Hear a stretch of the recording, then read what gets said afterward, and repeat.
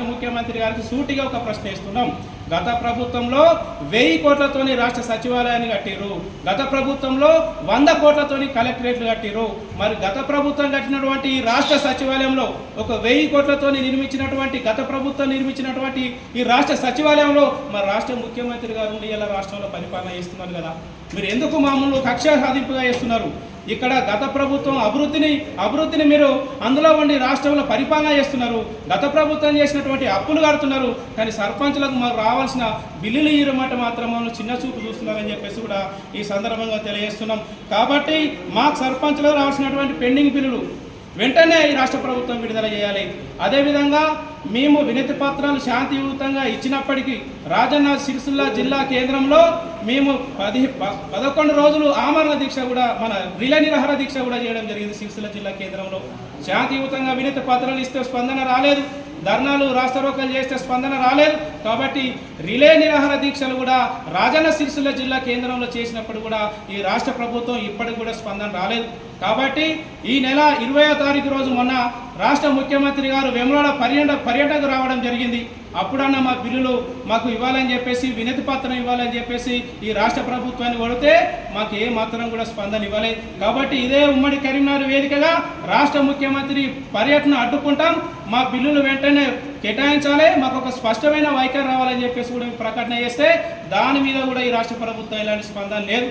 అదేవిధంగా ఈ నెల 18వ తారీఖు రోజు వేములవాడ రాజన్న క్షేత్రంలో కూడా ముఖ్యమంత్రి గారు ఒక మనసు మారి మా పెండింగ్ బిల్లులు వెంటనే విడుదల చేయాలి, విడుదల చేసిన తర్వాతనే మాకు ఇక్కడికి రావాలి, ఒక స్పష్టమైన ప్రకటన ఇవ్వాలి అని చెప్పేసి మాట్లాడడం జరిగింది. అయినా కూడా అక్కడ పూజలు చేసినాం, కోడని కట్టించినాం, రాష్ట్ర ముఖ్యమంత్రి గారు కూడా ఆరోగ్యంగా ఉండాలని మేము కోరుకున్నాం. కానీ ఆ పర్యటనలో సర్పంచుల యొక్క ముచ్చట కూడా తీయలేని పరిస్థితి ఉన్నది. అయ్యా రేవంత్ రెడ్డి గారు ప్రతిపక్షంలో ఉన్నప్పుడు మీరే కదా మాట్లాడారు, తెలంగాణ రాష్ట్రంలో సర్పంచుల పరిస్థితి చాలా ఘోరంగా ఉన్నది, వాళ్ళకు అవమానం జరుగుతున్నది, వాళ్ళకు సకాలంలో పెండింగ్ బిల్లులు ఇవ్వకపోతే ఆత్మహత్యలు చేసుకుంటారు, వాళ్ళని వెంటనే ఆదుకోవాలి, మేము అధికారంలోకి వచ్చినాక మీ బిల్లులు చెల్లిస్తామని చెప్పేసి రాష్ట్ర ముఖ్యమంత్రి గారు మాట్లాడారు.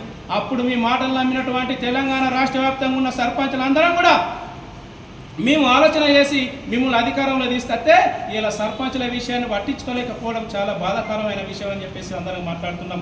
ఈ ప్రజాపాలన అని చెప్పేసినటువంటి రాష్ట్ర ముఖ్యమంత్రి గారు ప్రజాపాలనలో మేము సర్పంచులము భాగస్వామ్యం కాదని చెప్పేసి కూడా ఈ సందర్భంగా అడుగుతున్నాం. ఈ సర్పంచులమైనటువంటి మేము ఎంపీ రికార్డు చేసుకొని మాకు రావాల్సినటువంటి పెండింగ్ బిల్లులు మేము అడుగుతున్నప్పుడు మీరు గత ప్రభుత్వం ఇప్పుడున్న ప్రభుత్వాన్ని మీరు మాట్లాడుతూ ఉంటే గతంలో ఉన్నటువంటి ప్రభుత్వం కావచ్చు, ఇప్పుడున్న ప్రభుత్వం కావచ్చు, ఇంకా రాబోయే ప్రభుత్వాలు కావచ్చు, అందరం కూడా మనము ప్రజల కోసం ఉన్నాము, ప్రజాభివృద్ధి కోసం ఉన్నాము. సర్పంచులమైనటువంటి మేము కూడా పల్లెలలో గ్రామాభివృద్ధి కూడా ప్రజలకు కావాల్సినటువంటి అభివృద్ధి చేసినాం. మేము ఎవరికి సొంతంగా కానీ మా సర్పంచులు కూడా సొంతంగా కానీ ఎవరు కూడా చేయలేదు. మరి అప్పుల బాధ కేగలేక భార్య పిల్లల మీద ఉన్నటువంటి మేము ఏదైతే బంగారాన్ని కుదబెట్టినాం, భూములు అమ్ముకున్నాం, ఆత్మహత్యలు చేసుకునే పరిస్థితి ఉన్నది. ఒక్కొక్క సర్పంచ్కి చిన్న గ్రామ పంచాయతీ నుంచి పెద్ద గ్రామ పంచాయతీ వరకు 5 లక్షల నుంచి ₹1 కోటి దాకా ఖర్చు ఉంది. మరి తెలంగాణ రాష్ట్రంలో మానసికంగా బాధపడుతున్నటువంటి సర్పంచుల బాధ మీకు కనబడతలేదని చెప్పేసి కూడా ఈ యొక్క రాష్ట్ర ముఖ్యమంత్రి గారు మేము అడుగుతున్నాం. కాబట్టి మా సర్పంచుల ఉద్యమాన్ని మీరు చిన్న చూపు చూస్తున్నారు, చులకనగా చూస్తున్నారు. భారత రాజ్యాంగానికి లోబడి, చట్టాలకు లోబడి చాలా గౌరవంగా శాంతియుతంగా 11 నెలల నుంచి మా ఉద్యమాన్ని మేము నడిపిస్తూనే ఉన్నాం. అయినా కూడా మమ్మల్ని చిన్న చూపు చూస్తున్నారు. కాబట్టి ఇలా ఉమ్మడి కరీంనగర్ తెలంగాణ రాష్ట్రంలో ముఖ్య పాత్ర పోషించినటువంటి ఈ యొక్క ఉమ్మడి కరీంనగర్ గడ్డ ఖచ్చితంగా సర్పంచుల ఉద్యమం కూడా రాష్ట్ర స్థాయిలో విస్తరింపజేస్తాం. ఇదే కరీంనగర్ గడ్డ మీదకి.